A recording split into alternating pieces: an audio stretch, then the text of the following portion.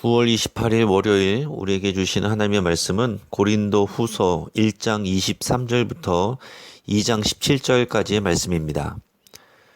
그리스도의 향기가 되는 사람이란 제목으로 말씀의 은혜를 같이 나누겠습니다.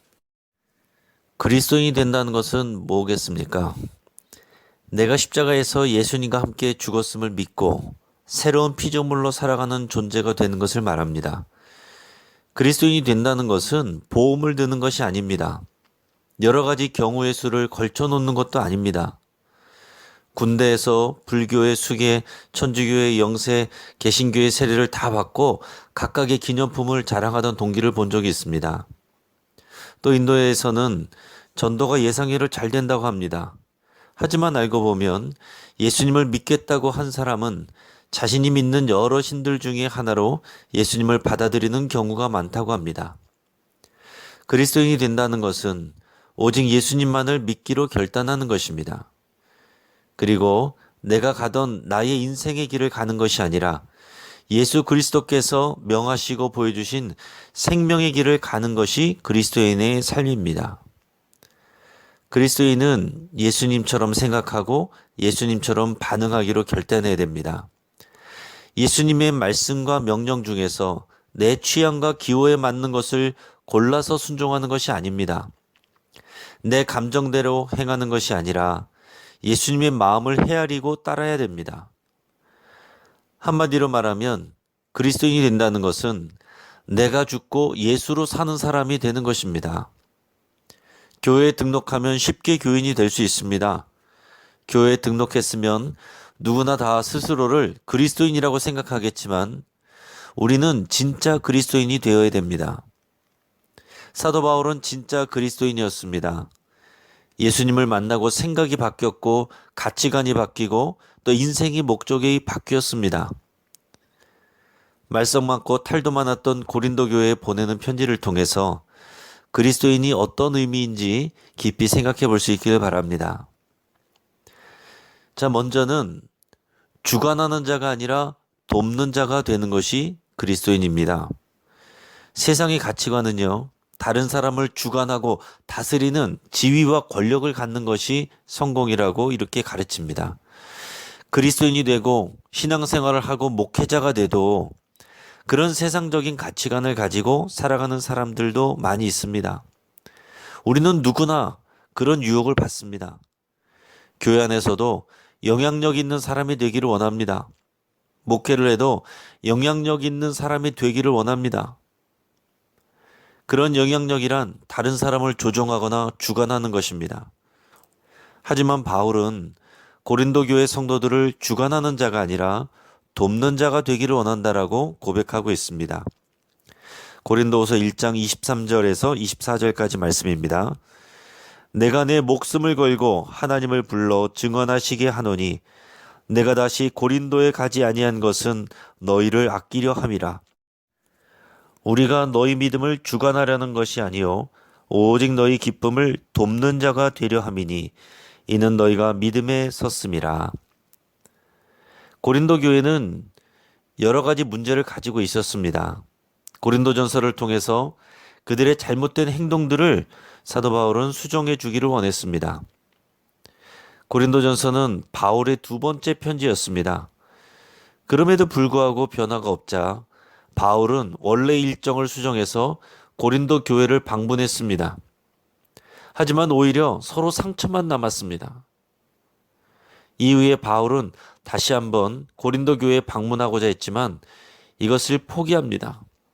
이 모든 결정은 고린도 교회 성도들을 아끼기 때문입니다. 바울은 자신이 고린도 교회 성도들의 믿음을 주관하는 자가 아니라 그들의 기쁨을 돕는 자가 되고자 하고 있습니다. 바울은 고린도 교회를 방문하는 대신 눈물의 편지를 보냈습니다. 고린도후서 2장 4절 말씀을 읽겠습니다. 내가 마음에 큰 눌림과 걱정이 있어 많은 눈물로 너희에게 썼노니 이는 너희로 근심하게 하려 한 것이 아니요 오직 내가 너희를 향하여 넘치는 사랑이 있음을 너희로 알게 하려 함이라. 아멘. 바울이 바라는 것은 오직 고린도 교회 성도들이 믿음 안에서 바르게 서는 것이었습니다. 그가 보낸 세 번째 편지, 여기 나와 있는 눈물의 편지인데요. 이것은 지금 성경에 남아있진 않습니다. 이 눈물의 편지에는 그의 염려와 눈물이 담겨 있습니다. 동시에 그들에 대한 엄한 사랑이 담겨 있습니다. 바울은 마치 자녀에게 매를 대는 부모의 마음과 같습니다. 우리는 교회에서 오해를 받기도 하고 공격을 받기도 합니다.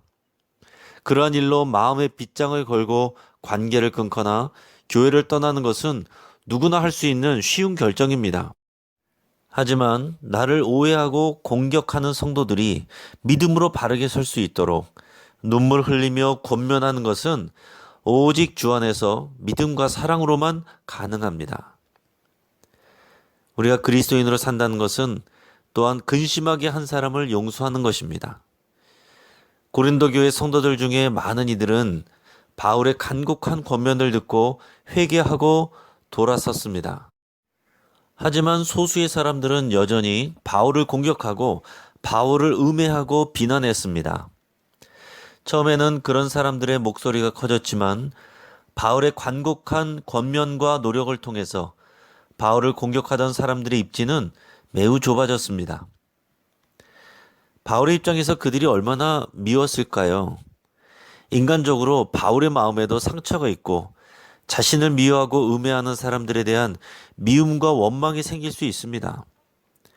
그들이 교회 안에서 입지가 줄어든 것에 대해서 기뻐하고 통쾌해할 수 있습니다. 그리고 그들이 교회 안에서 더 많은 압박을 받거나 벌을 받기를 원할 수 있었습니다. 하지만 바울은 오히려 그들을 사랑으로 용서하라고 그렇게 권면합니다. 고린도후서 2장 5절에서 11절까지 말씀입니다. 근심하게 한 자가 있었을지라도 나를 근심하게 한 것이 아니요 어느 정도 너희 모두를 근심하게 한 것이니 어느 정도라 함은 내가 너무 지나치게 말하지 아니하려 함이라. 이러한 사람은 많은 사람에게서 벌받는 것이 마땅하도다. 그런즉 너희는 차라리 그를 용서하고 위로할 것이니 그가 너무 많은 근심에 잠길까 두려워하노라. 그러므로 너희를 권하노니 사랑을 그들에게 나타내라. 너희가 범사에 순종하는지 그 증거를 알고자 하여 내가 이것을 너희에게 썼노라. 너희가 무슨 일에든지 누구를 용서하면 나도 그리하고 내가 만일 용서한 일이 있으면 용서한 그것은 너희를 위하여 그리스도 안에서 한 것이니 이는 우리로 사탄에게 속지 않게 하려 함이라. 우리는 그 계책을 알지 못하는 바가 아니로라. 아멘. 많은 사람에게 벌받는 것이 마땅한 사람이지만 바울은 그 사람도 하나님의 자녀이기 때문에 그가 너무 근심하며 무너지지 않기를 바랬습니다.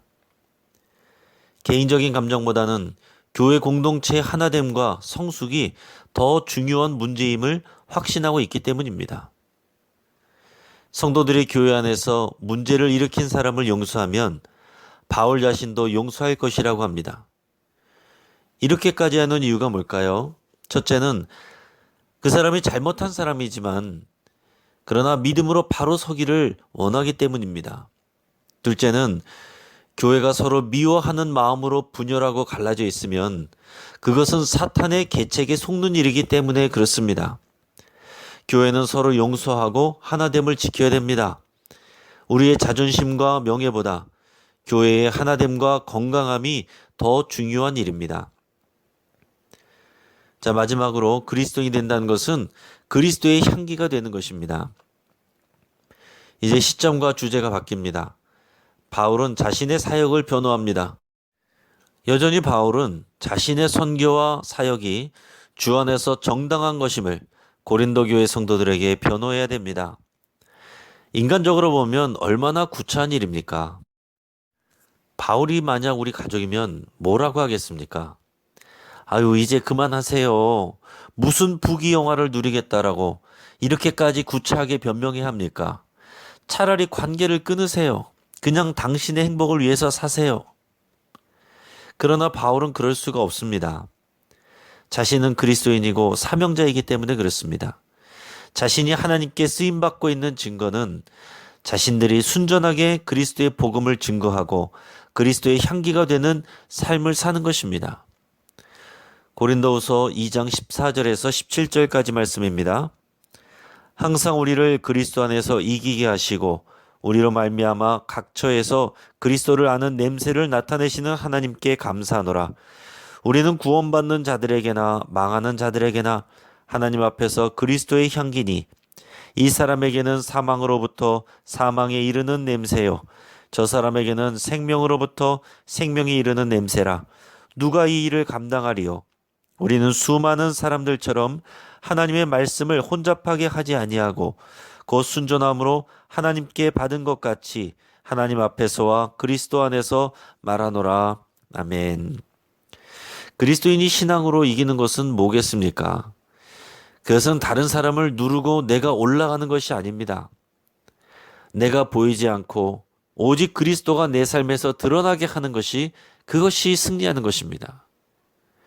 내 의지가 아니라 결국 그리스도의 뜻에 순종하는 것이 진짜 이기는 것입니다. 바울은 박해와 비난과 오해와 음해를 받으면서도 자신이 그리스도를 아는 냄새를 나타내게 하시고 그리스도의 향기가 되게 하신 것을 감사하며 증거합니다. 주의 복음은 믿는 자들에게는 향기가 되고 반대로 거부하는 자들에게는 죽음의 냄새로 느껴질 수밖에 없습니다. 믿지 않는 자들에게 우리가 할 일은 주의 말씀을 순전하게 전하고 우리의 삶이 예수 그리스도를 나타내게 하는 것입니다. 이제 말씀을 정리하겠습니다. 그리스도인으로 사는 것은 타인을 주관하는 자가 되는 것이 아니라 타인의 진정한 기쁨을 돕는 자가 되는 것입니다. 그리스도인으로 사는 것은 내 자신의 감정보다 교회 공동체의 하나됨을 더 소중하게 여기고 나를 힘들게 하는 사람을 용서하는 것입니다. 그리스도인으로 사는 것은 내 말과 삶을 통해 그리스도를 나타내는 향기가 되는 것입니다. 우리 모두가 그리스도의 향기가 되는 사람이 되기를 주의 이름으로 축복합니다. 이제 말씀을 붙잡고 함께 기도하겠습니다. 타인을 주관하는 자가 아니라 돕는 자가 되기로 결단할 수 있길 바랍니다. 교회 안에서 나를 상처 준 사람을 용서하기로 결단할 수 있길 바랍니다. 우리의 말과 행동에서 그리스도가 나타나기를, 우리가 그리스도의 향기가 되기를 위해서 함께 기도하겠습니다. 우리 가정을 위해서 기도할 때 가정 안에서 내가 가족들을 돕는 자가 되며 또 용서하며 말씀을 나누기로 결단하기를 바랍니다. 가정예배 운동 주주클럽 1기에 더 많은 성도님들이 신청하고 실천해서 가정이 교회되는 역사 일어나기를 위해서 기도하겠습니다. 열방의 선교사님들이 하나님의 도우심을 받고 지혜롭게 이 어려운 시기를 이겨낼 수 있도록 위해서 함께 기도하겠습니다. 강서 시니어 클럽이 추석을 앞두고 지금 참기름 제작에 집중하고 있는데요. 선한 영향력을 미칠 수 있도록 좋은 결과를 가져올 수 있도록 위해서 함께 기도해 주시기 바랍니다.